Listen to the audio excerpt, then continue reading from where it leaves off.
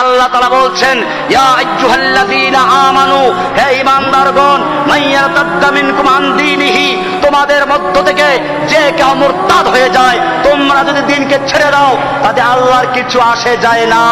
জেনে রাখো, ফাসাউফা ইয়াতিল্লাহু বিকওম, আল্লাহ তাআলা অচিরেই এমন এক জাতি সৃষ্টি করবেন, তোমাদেরকে ধ্বংস করে দিয়ে, তোমাদেরকে গজব দিয়ে, তোমাদেরকে শেষ করে দিয়ে এমন এক জাতি তৈরি করবেন, ইয়াতিল্লাহু বিকওম ইউহিব্বুহুম ওয়া ইউহিব্বুনাহু,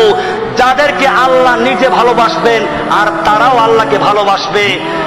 আযিল্লাতিন আলাল মুমিনিন, যারা মুমিনদের প্রতি আমি বিনয়ী, আইজ্জাতিন আলাল কাফিরিন, কাফেরদের প্রতি কঠোর, ইউজাহিদুনা ফি সাবিলিল্লাহ,